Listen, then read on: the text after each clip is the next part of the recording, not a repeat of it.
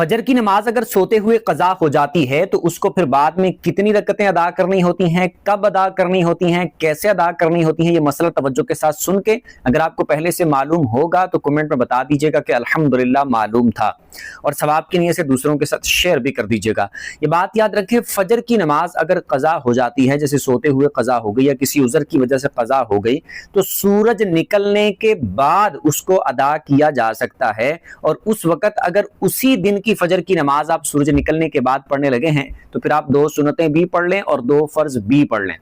और अगर आप ज़ोहर के साथ पढ़ते हैं या ज़ोहर की नमाज के बाद पढ़ते हैं तो उस वक़्त फिर आप सिर्फ 2 फर्ज पढ़ेंगे, या दिन में बाकी किसी टाइम पढ़ते हैं या किसी और नमाज के साथ पढ़ते हैं या पिछले किसी दिन की फजर की नमाज है आज पढ़ रहे हैं तो उसमें सिर्फ आपने 2 फर्ज पढ़ने हैं। उसमें दिल में इरादा कर लेना है कि आप फजर की नमाज कज़ा पढ़ने लगे हैं और पढ़नी सेम उसी तरह है जिस तरह अदा पढ़ी जाती है, यानी पहली रकत में सुबहानक अल्लाह और दोनों रकतों के अंदर सूरह फातिहा भी पढ़नी है और सूरह फातिहा के बाद कुल हुवल्लाह या कोई सूरत भी पढ़नी है। कुछ सीखने को मिला हो कमेंट में बता दीजिएगा और सवाब की नीयत से दूसरों के साथ शेयर भी कर दीजिएगा।